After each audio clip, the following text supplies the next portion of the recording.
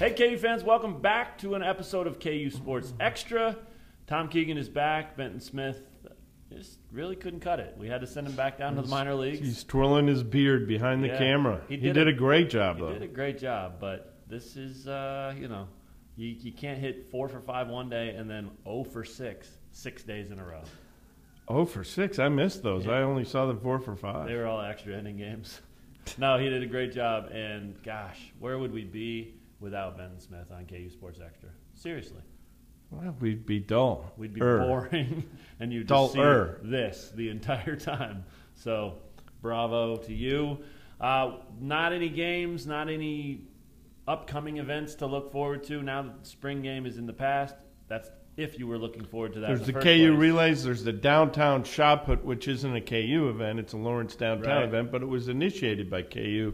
Great annual event in Lawrence. And will that be the same for the pole vault that's out west, Salty Iguana parking lot area? Is that the same sort of thing? Yeah. It'll be the first time doing that. So I think that might be part of the KU. Yeah. Relays, so those are definitely coming up, but I don't think you or we want to predict those events. Although Not you yet. Probably would. You'd probably predict the pole vault or the shot put winner. Yeah. Top of your head, who wins?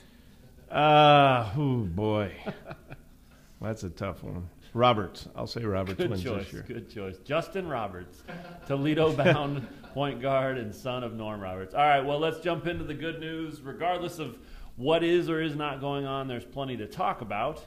The good news is obviously Josh Jackson to Kansas. There's no doubt that is not only good news, but huge news for this basketball team. You see him in his interviews. He's got a good personality. Looks like someone who will enjoy doing interviews if they don't try to shield him the way they did with Wiggins, who didn't look like he really enjoyed it as much as Josh Jackson does. So I don't imagine they'll shield him from interviews. I don't know why they would, but he's a guy who has a complete game, not a great shooter. I've told by multiple people that that's the area he needs the most improvement on, but has a great attitude, wants to be known as a good defensive player, which is cool, attacks the rim viciously the way Wiggins did with his dunks. Not as freaky athletic as Wiggins, but as close as you're going to come in this class. Right. So, I think a better ball handler than Wiggins. He dribbles a little bit high. Wiggins dribbled a lot high. Yeah. Well, especially in transition. He's really good getting up and down the floor. And, I've seen that too, that he's not a great shooter, and that's fine. If you don't want to say he's a Steph Curry type shooter or even a Brandon Green type shooter, that's or fine. Brandon Rush. Yeah, but he is a good shooter. I mean, he's a good scorer, and that's what I've seen. He has a knack for putting the ball in the basket, and sometimes that's with the jump shot. A lot of times that's with driving it to the rim.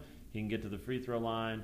He can create. You said it, the total package or complete player, whatever you said. And isn't it the biscuit in the basket, or is that hockey?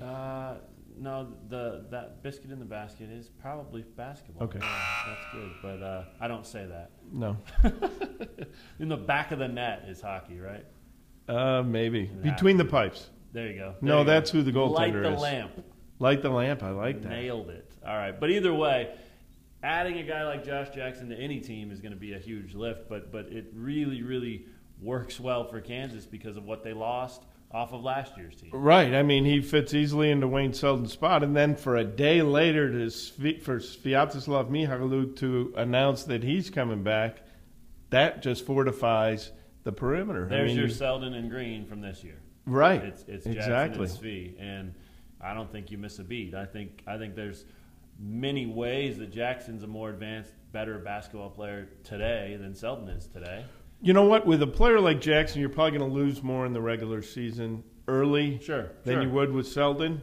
And maybe because he has a higher ceiling than Wayne Selden, maybe you are an even better team by the time the Big 12 tournament arrives, or even a little before. Yeah, that's a really good way to look at it. We'll get into that a little more here in a second, but what's the bad news this week? Well, the bad news, and it's an incomplete because Ryan Willis has not been healthy enough to participate in the spring game or in the practice that we saw yesterday, other than throwing a Nerf football, which you detailed today on KUsports.com. Beyond that, the quarterback spot still looks, from watching them in the Saturday spring game when there were 4 interceptions, plus a couple of dropped interceptions, 3 interceptions from Montel Kozart, plus a pair of dropped interceptions while he was at quarterback.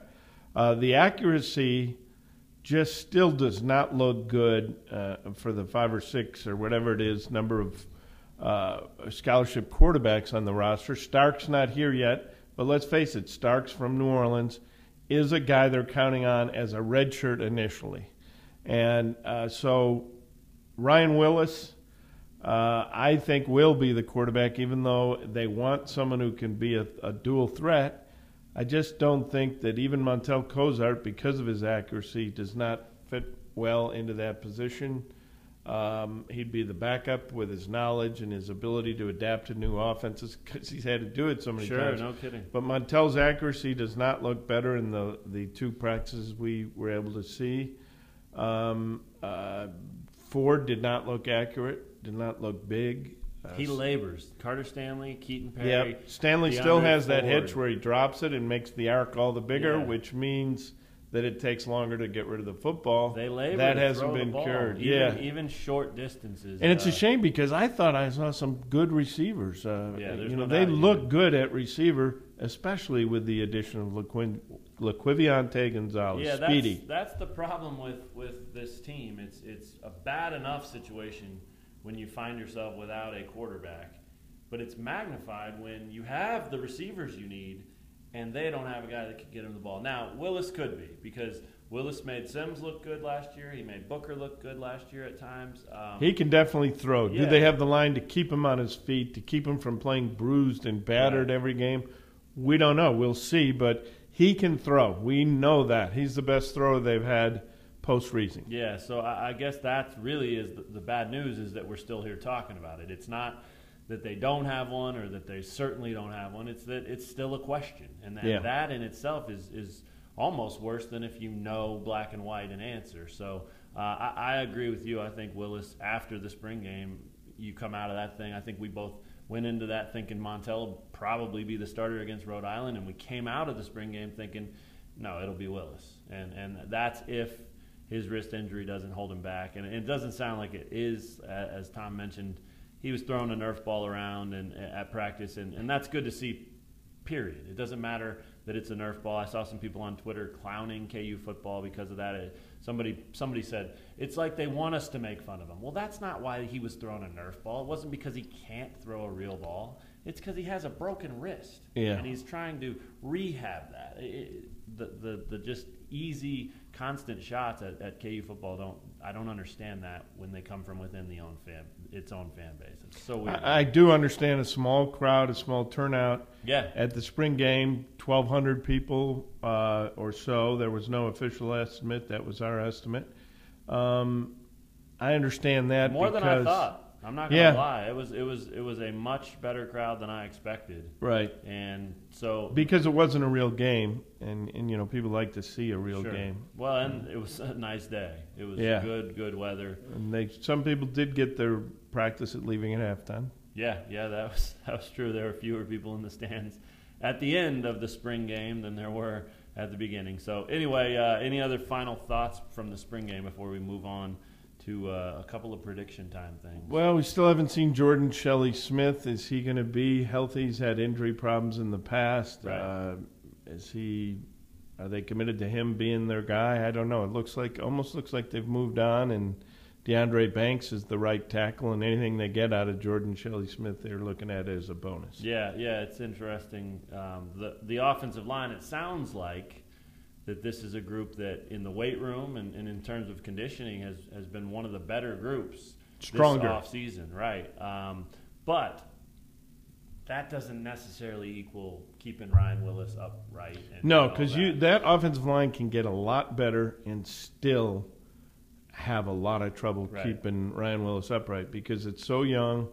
And at that position, you need the years to build the strength. So it'll get a little better every year, but this is only the second year. Exactly, for a lot of those guys. And at the open practice that we saw this week, I noticed some serious, detailed, minutia-type coaching from Zach Yenser and Rob Likens to these guys. And it wasn't the kind you want to see necessarily. I mean, they've got to do what they've got to do, so props to them for doing their job, of course. But, it was a guy moves right when he should have moved left, and they're asking him, what was the call? And he goes, oh, and then he knows I messed up, and it's not real natural, and there was a lot of that I saw. Granted, it was just one drill, and that's one of the disadvantages of us not getting to go all the time. We don't get to see all the good and all the bad. So if it's a bad thing on a day we go, that's our read, So, but I did notice that. So it'll be interesting.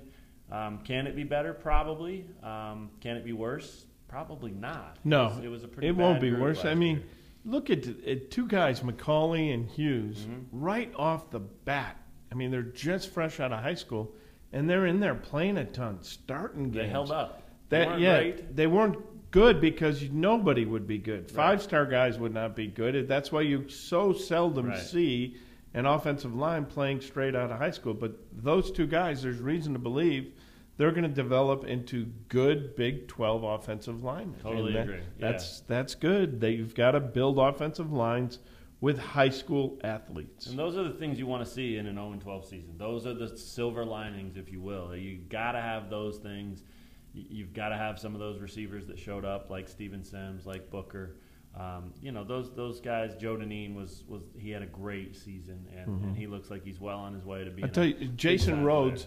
There's an example of a 3-year JUCO, which is better than having a 2-year JUCO. And last year he came here looking puffy, looking like he had not been in a D1 weight room because he hadn't been, and also just looking kind of wide-eyed. This year you can really tell the difference. The body looks totally different. He looks more focused, and as of right now, he would be the starting left guard. Yep. I also liked what I saw from the D-line, and that sort of brings the O-line into question. Did the D-line look good in that spring game because they're better, because they're more improved? Because they knew the plays? Or did they look good because their bodies definitely look different. I mean, Dorrance Armstrong looked good last year, and flashes looked really good for a true freshman. And now he looks bigger. He's on the way to getting even bigger. It's only his second year in the program. He's fast. Yeah. He's going to be a really good Big 12 defensive end. And Kansas hasn't had many of those since Charlton Keith and James Holt and Brandon Perkins came and went. I mean, since then it hasn't been a school that has produced much of a pass rush whatsoever. McClinton was a D tackle. Well, Holt played linebacker though, right? Holt was sort of that hybrid. Okay. So was Brandon Perkins, a hybrid linebacker pass rusher. But McClinton was probably the last defensive tackle who really pushed the pocket. Yeah, and I saw some of that in the spring game that was encouraging, but we got to see if that was really them doing it or the O-line just not. Daniel Wise, very inexperienced player last year as a redshirt freshman. Looks good. Yeah, he's going to get better and better, and he's going to be a solid player. Yeah, there's no doubt about it. All right, well, let's keep breaking things down, but let's go back to Josh Jackson. And let's just talk about the impact. You already talked about him filling into Selden's role. I think that's pretty obvious. I'd be shocked if he doesn't start from day one. With Bill Self, it's no guarantee, but this guy's really talented. He'll start from day one. Wayne Selden did. Andrew Wiggins did. He'll start from day one. It's a guarantee. So that's Mason and Graham with Jackson is your backcourt. Right. And then you got to figure that. Please don't jeopardize the signing. That Bragg fills into Perry's spot. Yes. And then Landon Lucas certainly earned that spot. And this year. Azubuike will be, coming off the bench, spelling both, mainly spelling Landon Lucas. Right. So. And with Svi being the same guy, the first guy off the bench for the guards. So right there is your 7-man rotation. That's if they don't add anybody else, and that's if Dwight Colby isn't better than Azubuike, or if Azubuike is. Well, I think Colby, you could see if it stood right now, where Diallo doesn't come back and they don't add either a graduate transfer or one of the high school big men they're pursuing like Jared Allen. Let's just say that it stood as it stands right now, the front court. I think you would see Colby be the fourth big man, and there are always going to be minutes for four big men. Yeah, you've definitely seen that. So it's a group that, even though last year's team was so talented and so deep and so experienced, I think you could easily make a case that next year's team is going to be all those and maybe a little better. Well, certainly Landon Lucas will be more experienced, and we saw how much he improved. Just one of my favorite stories in 11, 12 basketball seasons, whatever I've covered. I think it's 11 so far. The whole time, that's one of my favorite stories, to see that he was missing 2-foot shots by 3 feet early in the season. And Bill Self saying he's got to be one of the guys because he's the guy with enough physical strength to lean on those. Once we start playing in the Big 12, he said, right, you're going to need a strong guy leaning on people, and this was the guy. And look at the job this guy did. It's amazing. Landon Lucas was pretty much what Self saw when he recruited him. He thought his father asked him. He said, "Is he going to play here a lot? Is he going to be good enough to play here?" Is what he said. He said, "Well, he'll come in, he'll probably redshirt, and then he might not be good enough to play the first 2 years, but he'll play the last 2 years." And that's exactly how it's worked out. And a lot of the credit belongs to Self and his staff for seeing that, but also a ton for Landon Lucas for not just working hard. Yeah, now he could have pouted. He didn't pout for a second, not just because he worked so hard, but because he's so smart and learns so quickly. It's a great inspirational story. That's what I'm most excited to see. You watched him during a season make that kind of leap. How about when he has an entire offseason and all the confidence in the world? You know, he's not going to be Dwight Howard out there. He is like that. So determined to hit an outside shot.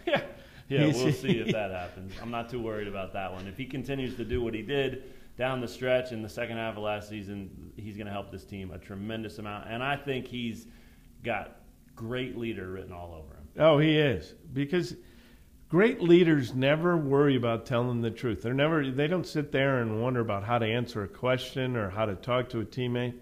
They just tell the truth relentlessly. And that's one thing that Bill Self makes him a very good leader is he tells his players in front of all the players exactly what's on his mind. Right.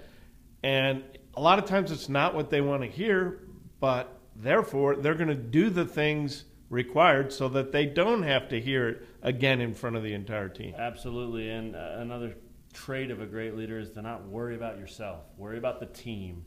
And Landon Lucas never cares what his numbers are, if he scores or doesn't, what his rebound total is. I mean, he wants them to be as high as they can, but that's for the team, not for Landon Lucas. So I think he'll be an A-plus leader. I think Devontae Graham will be a very good leader.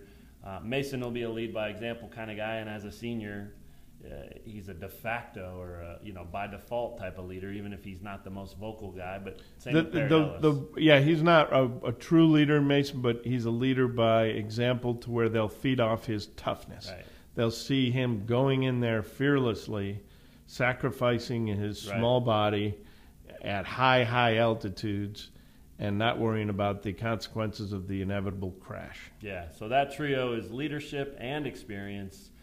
You've got talent, young talent with Azubuike and Jackson and maybe Bragg. Some to-be-determined guys as well, but Bragg for sure. It's a very good team. There's no reason to believe they won't be top 5 preseason, maybe even top 3. And then you guys already have your expectations high every year, but they should stay right there this year. I would imagine this team has every reason to believe it can make a real run. Go get Big 12 title 13 in a row. Go make a run at the Final Four. All that stuff that you saw this year, I think, is back next year, and maybe then some. Well, what a great place to start when you have one of the most experienced backcourts in the country and the two small guards, Devontae Graham. The more the ball's in his hand, the better. And Frank Mason, a tremendous scorer. Just a great place to start. Yeah. Two great guards. I can't wait to see. A great backcourt. I wouldn't call them great, but they're as good as any college backcourt, just about.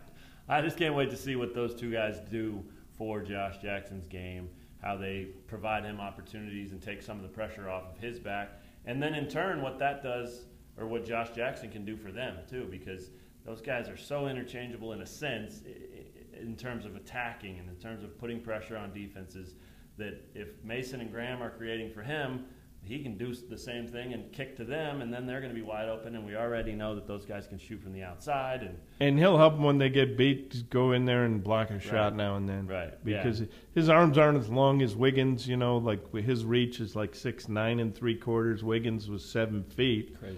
And Wiggins and he are both very explosive jumpers. Wiggins probably gets up a little higher, but same type of stuff in that when he gets beat, he can recover by just his explosiveness. Yeah, crazy stuff. A big-time pickup, as you already know, but, should be a lot of fun to watch. Already makes that 16-17 season worth looking forward to. Let's finish it off, even though this hasn't been the most traditional Sports Extra, we do have your favorite, the most obnoxious man in sports this week. Who was that? Well, I mean, you could just retire the trophy and give it to Johnny Manziel every week, but we're not going to do that. I'm going to go with a pick that will be very popular with you and Benton and Bobby Nightingale, who all worship this guy. I'm going to go with Kobe Bryant. Mamba! You know, everybody's worship him now because he's retiring, but it's just sort of a career achievement obnoxious pick. Let me go back to a quote that Kobe uttered in 2007. Most obnoxious man this decade. Of the week. Yeah. Smush Parker was the worst. He shouldn't have been in the NBA, but we were too cheap to pay for a point guard.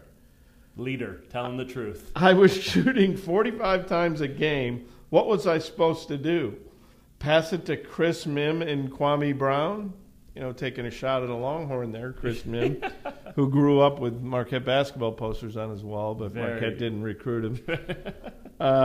Yeah. Okay, you're okay with that? You're okay with, but we were too cheap to pay for a point guard. The Lakers were so cheap, in fact, that in that year, 2006-2007, they were paying Kobe Bryant $17,718,750. The Lakers were so cheap that for Kobe Bryant's career, they paid him $328,238,062. That's more, well over $250 million, close, very close to $325 million. And why did they pay that to him? Because the Lakers are cheap. He's worth 10 times that. What is next? Trillion? Zillion? I'm sure he has. I'm sure he has made 10 times that in endorsements. Yeah, and stuff, you're probably right. That's absolutely true. And he earned it. It's a free market. Well, that's not bad. But I'm okay. Maybe the cheap part. I was okay with the Mem and the Kwame Brown because those guys were garbage, and so was Smush Parker. Smush, can you tell me where he played college ball? You remember him in college, don't you? Yeah, I do. But Benton is nodding yes because Benton knows that he went to Fordham. Wow, I would have said. I believe he got them to the NCAA tournament one year. I'm not sure about that, but I remember Smush was working in New York at the time that Smush was there. What a great name! Unbelievable.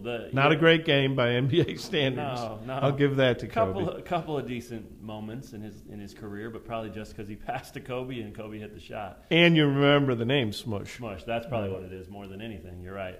But yeah, ESPN.com had a great list this week of 40 or so of Kobe's best quotes, and that was on there. I know there was another. That's where I got it. When he scored, I think it was 44 points on 34 shots in 31 minutes, and they asked him, well, why'd you go do that? And he said, well, I mean, what was I supposed to do? You can't just sit there and watch a crime happening in front of you. So I think that was on one of those bad Laker teams as well. It's a bummer that Kobe went out on such a crummy team because it would have been cool to see him competing at a high level at the very end. Well, if you can't win a championship, though, I'm sure he's happy going out taking 35 shots a game. Yeah, well, I hope so. But yeah, heck of a player, heck of a polarizing figure. You either loved him or you hated him. Where did he sign out of high school? Is it Duke? I don't remember. Duke. Or was it LaSalle?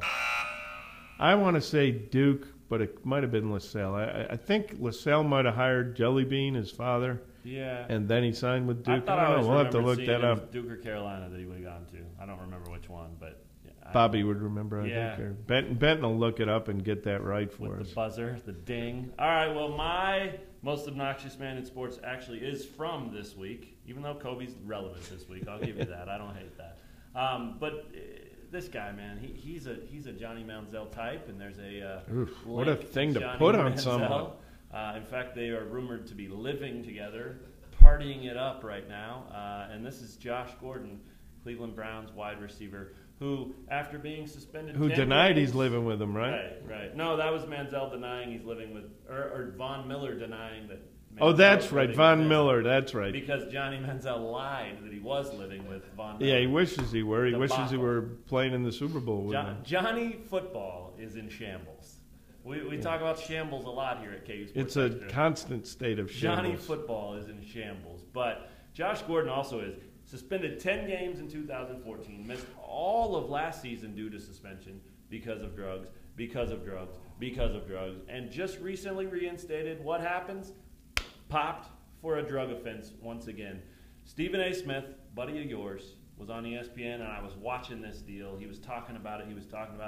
Usually I can't stand listening to him talk. I like Stephen A. Smith. I don't like listening to him scream. I don't like his vibe. But he had a great way to put this whole thing with Josh Gordon. And he said, here's the deal. And he was not trying to be funny or clever or anything. He said, here's the deal. He's either an addict or just stupid. And that's the bottom line. Either way, he needs help because this kind of thing is obnoxious. The guy's incredibly talented, and he cannot get out of his own way, or at least is choosing not to. One or the other. And I wonder if he just doesn't want to confront the mirror, the professional mirror, that might tell him, you know what, you were a great college football player, the best college quarterback since Todd Reesing, but your skills don't translate to the NFL. Maybe he wants Are you talking about Johnny Football? I'm talking about Johnny Football. And maybe the reason that he's doing all these distractions and stuff is so people can say, well, he could have been a great NFL quarterback. Yeah. Who knows? He doesn't even know this, but I'm going deep, deep, deep. Pop psychology. Terrifying. 101. Good deal. Josh Gordon, Kobe Bean Bryant, the greatest Jelly player Bean. of all time. Oh, wait, his dad was Jelly Bean. Right. Joe Jelly Bean Yeah. Bryant. No. The greatest player of all time? No, I won't say that. Yeah. I will say, obviously, Jordan deserves that title. Well, wait a minute. That's not so obvious. I think You have so. Wilt Chamberlain, the greatest individual talent, and Bill Russell, the greatest champion. Yeah. So, Right. I think there's an argument to be made, and I think Kobe belongs in the argument. and I think Magic is the greatest Laker of all time, or Kareem. It's I funny. would put him third though, ahead of Shaq. What I love is that Magic probably wouldn't put himself first. That's just the kind of guy he is, right? But Magic says Kobe's the greatest Laker of all. Well, then there's Wilt too. I mean, think about What a the great franchise. and Jerry West. Oh. Jerry West, who is one of the greatest defensive guards ever and the greatest clutch shooter Sure. ever. You know who we're forgetting? Well, we already said Jerry West, Elgin Baylor. We forgot didn't say Elgin him. Baylor. We said Shaq. We said Wilt. We said, Kobe, Magic, and Kareem. yep, I don't think Worthy belongs, but there's one guy we're forgetting. Bob McAdoo. Smush Parker. Smoosh. Smooshy. That's all we've got for this KU Sports Extra. We'll talk to you guys real soon with another episode, and we'll bring it all back to KU and less about Smush, I think. Take care.